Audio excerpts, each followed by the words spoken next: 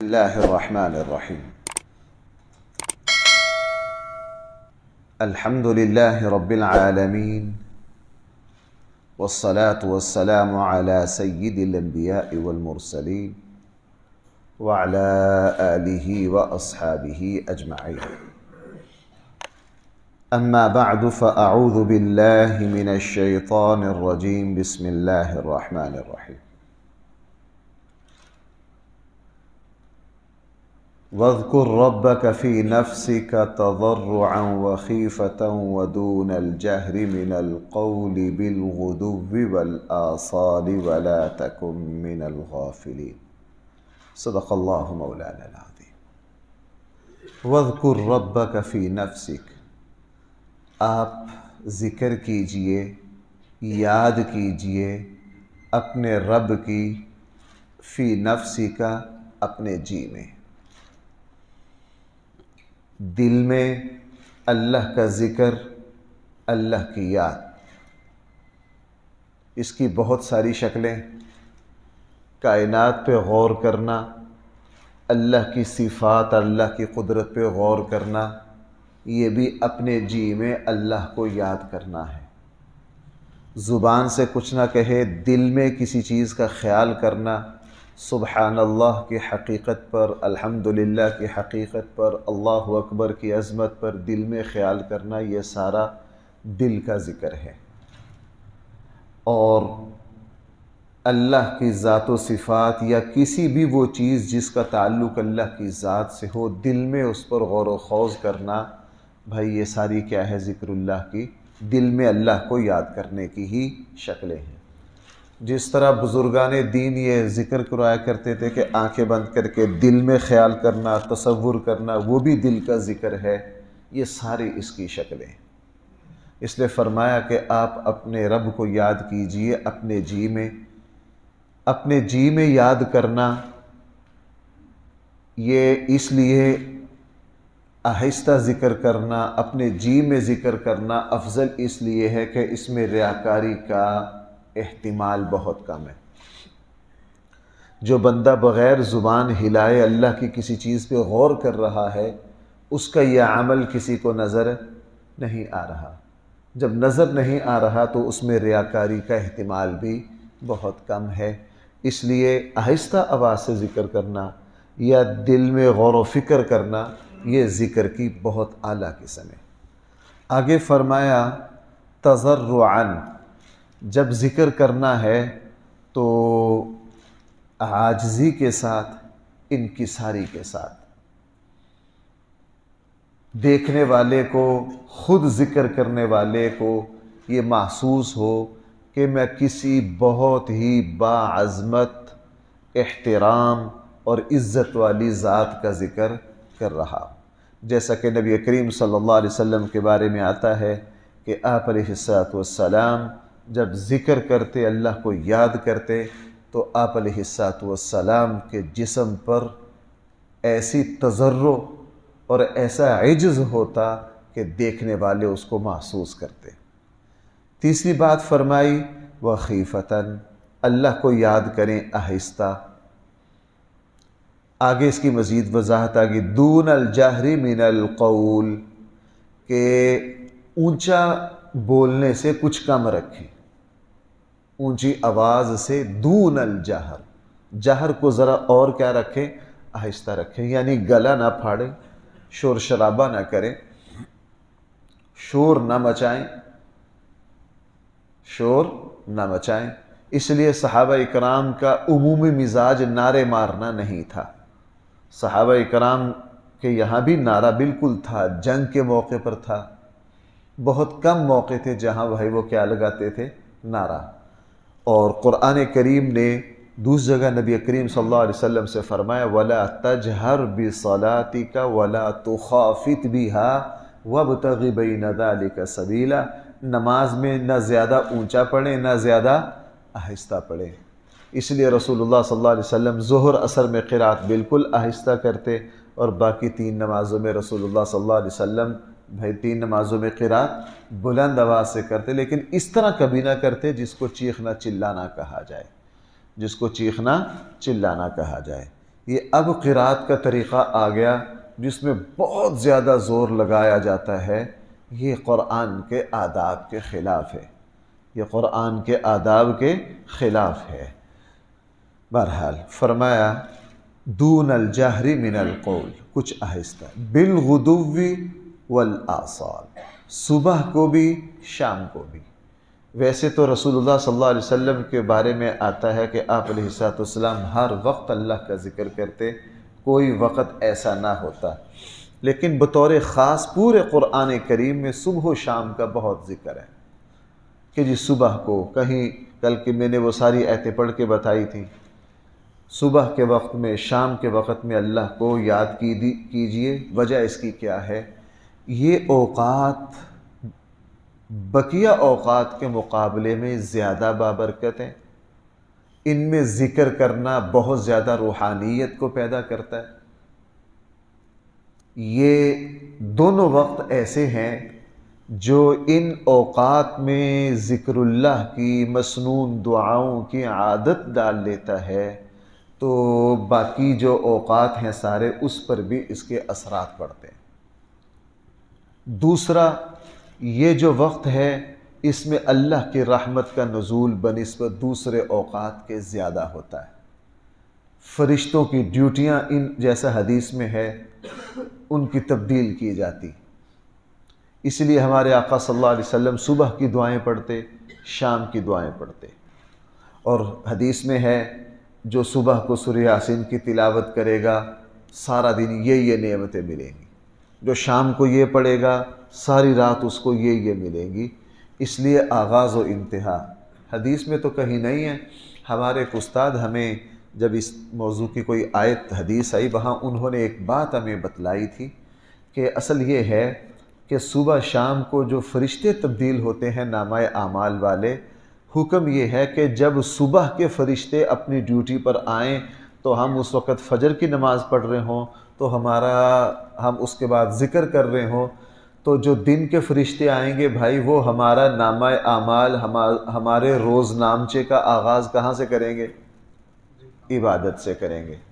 انہوں نے آغاز ہمارا کھاتا جو آج کا لکھنا شروع کیا وہ نیکی سے کیا، اور جب شام کا وقت ہوگا مغرب کا یہ چلے جائیں گے، جب یہ جارے ہوں گے یہ ہمارا آخری اپنے روز نامچے کے آخر میں کیا لکھ کر جائیں گے؟ مغرب کی نماز، اور جب اس میں دوسرے فرشتے آ گئے وہ ہمارا آغاز کہاں سے لکھیں گے؟ مغرب سے۔ اس لیے ہمارے یومیہ جو اعمال کی فہرست ہے، جو ریکارڈ ہے، اس کا آغاز بھی اللہ کی عبادت سے ہو اور اس کی انتہا بھی بھائی کس پر ہو؟ اللہ کی عبادت پر۔ اس لیے فرمایا بالغدو والآصال ولا تکن من الغافلین، اور تو نہ ہو جا غافلوں میں سے۔ اصل میں جس طرح دنیا میں ہم دیکھتے ہیں کہ اندھیرا ہمیں نظر آتا ہے، اندھیرا ایک پردہ ہے، ہم حسی طور پر محسوس کرتے ہیں یہاں لائٹ جل رہی ہے، یہاں اندھیرا کم ہے، اور ابھی وہاں سورج کی روشنی نہیں آئی، وہاں اندھیرا زیادہ ہے۔ اس طرح کچھ روحانی اندھیرے بھی ہیں، کچھ روحانی اندھیرے بھی ہیں۔ ان اندھیروں میں سے ایک اللہ کی ذات سے غافل ہونا ہے۔ بھائی اللہ کی ذات سے کیا ہونا ہے؟ غافل ہونا ہے۔ یہ اندھیرا جب دل پر چڑھ جاتا ہے تو بھائیو پھر دل کے جو اندر کا نور ہے وہ مٹ جاتا ہے۔ کرتے کرتے کرتے کرتے غفلت کا پھر ایسا غلاف انسان کے دل پر چڑھتا ہے، نہ اس پر کوئی نصیحت اثر کرتی ہے، نہ اس پر کسی مظلوم کا دکھ درد اثر کرتا ہے، وہ پھر پتھر دل ہو جاتا ہے۔ بھائی وہ کیا ہو جاتا ہے؟ پتھر دل ہو جاتا ہے۔ اس لیے مومن اللہ کو یاد کرنے والا کبھی بھی سخت دل نہیں۔ اگر کوئی شخص نماز، تہجد، ذکر و اذکار سارا کچھ بھی کرتا ہے لیکن دوسروں کو دکھ بھی دیتا ہے، دوسروں کے ساتھ بدتمیزی بھی کرتا ہے، دوسروں کے ساتھ بد اخلاق بھی ہے، یہ علامت ہے اس بات کی کہ اس کی نمازیں ابھی کمزور ہیں، اس کو اپنی نماز کو اور پکا کرنا ہے۔ اس لیے یہاں فرمایا وَلَا تَكُن مِّنَ الْغَافِلِينَ، آپ غافلوں میں سے نہ ہو جائیے۔ آگے پھر اسی کی مزید بات فرمائی، یقیناً وہ مخلوق، الذین سے فرشتے مراد ہیں، یقیناً وہ فرشتے عند ربک، جو تیرے رب کے پاس ہیں وہ کبھی بھی منہ نہیں پھیرتے ہیں اپنے رب کی عبادت سے۔ یہ قرآن نے مجھے اور آپ کو جھنجھوڑا ہے کہ جناب تمہیں ہم نے کہا ہے ہر وقت اللہ کو یاد کرو، عاجزی کے ساتھ، انکساری کے ساتھ، خفیہ طور پر، صبح کو بھی شام کو بھی، غافلوں میں سے نہ ہو جاؤ۔ باقی یہ بات ذہن میں رکھو، تم نے تو مرنے کے بعد اپنی زندگی کا حساب و کتاب دینا ہے، تم مکلف ہو۔ اور صورتحال یہ ہے کہ وہ فرشتے جو برائی کرتے ہی نہیں، جن کا کوئی کل قیامت والے دن حساب و کتاب نہیں ہونا، تو ان فرشتوں کی صورتحال یہ ہے کہ وہ اپنے اللہ کی بندگی سے کبھی بھی منہ نہیں پھیرتے۔ آسمان پر ہمارے آقا صلی اللہ علیہ وسلم جب معراج پر گئے تو رسول اللہ صلی اللہ علیہ وسلم نے تفصیلات بتائیں کہ ہر وقت میں نے دیکھا کہ آسمان پر ایک بالش کے برابر بھی جگہ خالی نہیں ہے جہاں فرشتے اللہ کی کبریائی نہ بیان کر رہے ہوں، اللہ کی صفات بیان نہ کر رہے ہوں، اللہ کی یاد میں نہ لگے ہوں۔ اس لیے علماء نے لکھا ہے جس طرح ہمارے لیے سانس ہے، فرشتوں کے لیے اللہ کی یاد اور ذکر ہے، ان کا سلسلہ ہر وقت چلتا رہتا ہے۔ اس لیے ہمارے سامنے فرشتوں کی مثال رکھی۔ یقیناً وہ مخلوق، وہ فرشتے جو تیرے رب کے پاس اوپر رہتے ہیں، وہ تیرے رب کی عبادت سے کبھی بھی منہ نہیں پھیرتے۔ وَيُسَبِّحُونَهُ، اور ہر وقت اللہ کی پاکی بیان کرتے رہتے ہیں اور اس کے لیے سامنے ہر وقت سجدہ ریز رہتے ہیں۔ اب یہ جو آخری آیت ہے یہ آیت سجدہ ہے، آیت سجدہ ہے۔ آیت سجدہ کو جب تک پورا نہ پڑھ لیا جائے، پورا نہ سن لیا جائے، اس وقت تک سجدہ نہیں آتا۔ جیسے میں نے تلاوت نہیں کی ہے، میں نے ترجمہ کیا ہے، نہ سجدہ مجھ پر آیا ہے نہ سجدہ آپ حضرات پر آیا ہے، ایک بات۔ دوسری بات یہ ہے کہ یہ جو آیات ہیں ان پر نبی کریم صلی اللہ علیہ وسلم نے ہمیشہ سجدہ کیا ہے۔ یہ قرآن کریم میں 14 مقامات ہیں، 14 علی الاتفاق ہیں، اور جو 15 ہیں اس پر اتفاق نہیں ہے اہل علم کا، جو سورہ حج کے آخر میں ہے۔ 14 سجدے ہیں پورے قرآن میں۔ اللہ کے نبی نے جب بھی ان آیتوں کو پڑھا تو بھائی فوراً کیا کیا؟ سجدہ کیا۔ اس لیے سجدہ کرنا واجب ہے۔ بھائی سجدہ کرنا کیا ہے؟ واجب ہے۔ رسول اکرم صلی اللہ علیہ وسلم نے ان آیات پہ سجدہ کیا چونکہ وہاں سجدہ کرنے ہی کا حکم تھا۔ جس وقت آیت سجدہ پڑھی جائے تو حکم یہ ہے کہ فی الفور سجدہ کیا جائے۔ اللہ کے نبی سے ایسے بھی ثابت ہے، جیسے میں نے اب پڑھا، میں نے تو تلاوت نہیں کی، اگر میں تلاوت کرتا تو اللہ کے نبی سے یہ بھی ثابت ہے کہ اسی وقت کیا کیا ہے؟ سجدہ کیا۔ افضل یہی ہے کہ اسی وقت سجدہ کر لیا جائے۔ اگر کوئی موقع نہ ہو تو بعد میں اس کو سجدہ کرنے کی بھی اجازت ہے، اسی وقت سجدہ کیا جائے۔ تیسری بات یہ ہے، آیت سجدہ جو ہے، ایک ہی آیت سجدہ کو ایک ہی جگہ بیٹھ کر اگر آپ 100 مرتبہ بھی پڑھ لیں تو سجدہ ایک ہی آیا کرتا ہے۔ ایک ہی جگہ بیٹھ کر سننے پھر بھی ایک ہی آتا ہے۔ جیسے اس آیت کو میں یہاں بیٹھ کے اگر 10 مرتبہ پڑھوں، آپ یہیں بیٹھے بیٹھے اس کو 10 مرتبہ سنیں تو مجھ پر بھی ایک ہی سجدہ آئے گا اور آپ پر بھی ایک ہی سجدہ آئے گا۔ ہاں، ایک ہی جگہ بیٹھ کر میں نے قرآن کی 14 کی 14 آیتیں پڑھ دی اور آپ نے اپنی اپنی جگہ بیٹھ کے 14 کی 14 آیتیں سن لی تو آپ پر اب 14 سجدے آ گئے، مجھ پر بھی 14 سجدے آ گئے۔ یہ جو سجدہ ہے جو اوقات مکروہہ ہیں، بہتر ہے کہ ان میں سجدہ نہ کیا جائے، بہتر ہے کہ ان وقتوں میں سجدہ نہ کیا جائے۔ یہ جو سجدہ ہے، آیا اس کے لیے وضو ضروری ہے یا نہیں؟ اس کے لیے وضو ضروری ہے یا نہیں؟ اس سے پہلے ذرا اس کا طریقہ سمجھ لیجئے، پھر یہ اختلافی مسئلہ تھوڑا سا سمجھ میں آ جائے گا۔ سجدے کا طریقہ یہ ہے کہ افضل یہ ہے کہ بندہ کھڑا ہو کر بغیر ہاتھ اٹھائے، یہ طریقہ نہیں، بس کھڑا ہو کر اللہ اکبر کہتے ہوئے سیدھا سجدے میں جائے، 3 مرتبہ سبحان ربی الاعلی، اور ایک حدیث میں ایک اور دعا کا بھی ذکر ہے، سبحان ربی الاعلی بھی، اور ترمذی کی روایت میں ایک اور دعا کا بھی ذکر ہے، وہ بھی پڑھی جا سکتی ہے، سبحان ربی الاعلی بھی پڑھا جا سکتا ہے، اور اللہ اکبر کہتے ہوئے سجدے سے اٹھ جانا ہے۔ اس میں کوئی سلام نہیں ہے، شروع میں کوئی تکبیر اور اللہ اکبر نہیں ہے۔ افضل یہ ہے کہ کھڑے ہو، اگر آپ کو 5 سجدے کرنے ہیں، سجدے سے سیدھا کھڑا ہونا، کھڑے ہو کے پھر سجدے میں جانا، یہ افضل ہے۔ لیکن اگر آپ بیٹھے بیٹھے 5 کرنا چاہیں وہ بھی بالکل جائز ہے، کوئی حرج والی بات نہیں۔ اگر پہلا کھڑا ہو کے کر لیا، باقی بیٹھے بیٹھے کر لی ہیں، وہ بھی بھائی کیا ہے، بالکل اللہ اکبر سے ہی شروع کرنا ہے اور اللہ اکبر سے ہی کیا کرنا ہے، سجدے کو مکمل کر لینا ہے۔ آیا سجدے میں وضو ہے یا نہیں؟ آیا سجدہ بغیر وضو ہو جاتا ہے یا نہیں؟ اکثر امت، جمہور امت، اکثریت صحابہ، تابعین، فقہا کی اس طرف ہے کہ بغیر وضو کے سجدہ نہیں ہوتا، بغیر وضو کے سجدہ تلاوت نہیں ہوتا، وضو کرنا ہے۔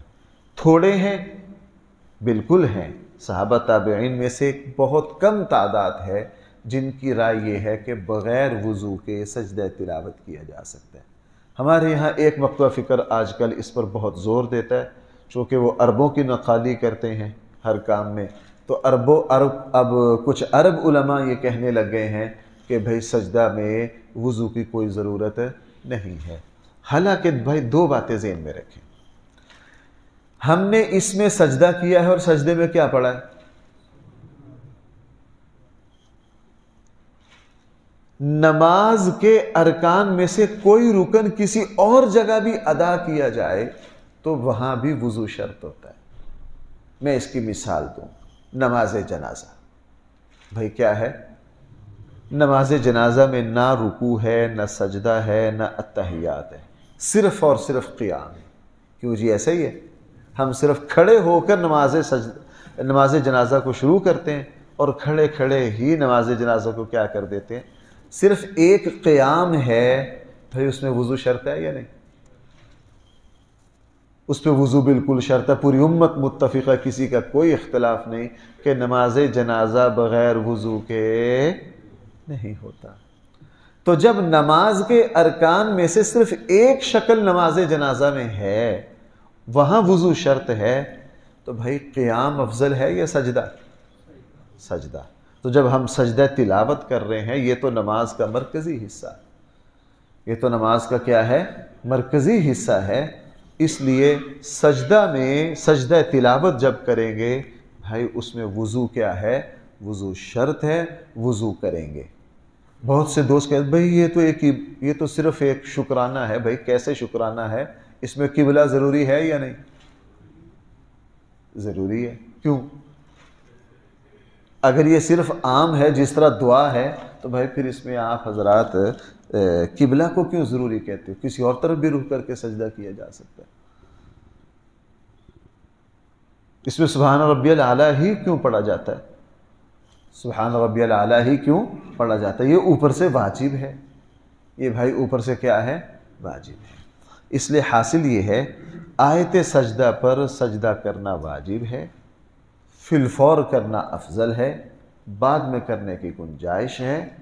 وضو، قبلہ، باقی نماز کی شرائط، جسم کا پاک ہونا، کپڑوں کا پاک ہونا، جگہ کا پاک ہونا، قبلہ رخ ہونا، نیت ہونا، اس پر سارے متفق ہیں۔ یہ ساری شرائط بھائی نماز والی ہیں یا نماز والی نہیں ہیں؟ نماز والی ہیں۔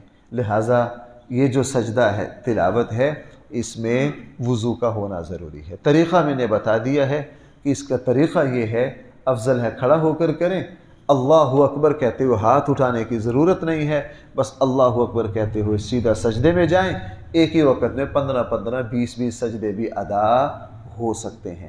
اللہ اکبر 3 مرتبہ سبحان ربی الاعلیٰ کہہ کر اٹھ جائیں، اگر اور کرنا پھر اللہ اکبر کہتے ہوئے اسی طرح پھر اللہ اکبر کہہ کے اٹھ جائیں، اللہ اکبر کہہ کر سجدے میں چلے جائیں۔ اور جب آپ نے سجدے مکمل کرنے ہیں تو سلام پھیرنے کی اس میں کوئی ضرورت نہیں ہے، بس سجدے سے اٹھتے ہوئے جس وقت آپ نے اللہ اکبر کہنا ہے، سجدہ مکمل ہو جانا ہے۔ سجدے کا تعلق متن قرآن سے ہے، الفاظ قرآن سے ہے، اگر آپ ترجمہ پڑھتے رہیں تو اس سے سجدہ نہیں آتا۔ جیسے میں نے جو ہے، اور یہ بھی ذہن میں رکھیں، سجدہ تلاوت کے لیے پوری آیت پڑھنا ضروری ہے۔ اب میں نے بیچ میں ٹکڑے تو پڑھے ہیں، لا یستکبرون کا میں نے یہ لفظ کہہ کے ترجمہ کیا ہے، یسبحون کا کہہ کے میں نے ترجمہ کیا ہے، لیکن بیچ میں سے ٹکڑا پڑھ لینے سے سجدہ تلاوت نہیں سجدہ تلاوت آئے گا جس وقت اس پوری آیت کو پڑھا جائے گا۔ پھر آپ یہاں شاید پیچھے کسی جگہ مجھ سے ہوا تھا، دوستوں نے سوال کیا جی آپ نے پڑھا کیوں نہیں، اس کو چھوڑ دیا؟ ہم نے یہ سنا ہے کہ سجدہ تلاوت کو چھوڑنا نہیں چاہیے۔ تو بھائی فقہا نے مسئلہ لکھا ہے، اگر آپ اکیلے تلاوت کر رہے ہیں پھر سجدہ سے بچنا نہیں چاہیے، پھر آیت سجدہ پڑھنی چاہیے تاکہ مجھ پر سجدہ آئے اور میں اس سجدہ کو کیا کروں، ادا کروں۔ جہاں مجلس ہو وہاں فقہا نے فرمایا کہ آیت سجدہ کو اگر خود پڑھنا ضروری ہے تو آہستہ پڑھا جائے تاکہ دوسروں پر سجدہ اس کی تلاوت کی وجہ سے نہ آئے۔ اس لیے میں عموماً درس میں یا اس طرح کے بیان میں کم پڑھتا ہوں تاکہ میری تلاوت سے دوسروں پر سجدہ تلاوت نہ آئے۔ یہ کچھ آخر میں مسائل تھے، میں نے وہ ذکر کر دیے۔ اللہ تعالی ہم سب کو صحیح فہم عطا فرمائے۔ الحمدللہ رب العالمین والصلاة والسلام على سید الانبیاء والمرسلین وعلى آلہ واصحابہ اجمعین۔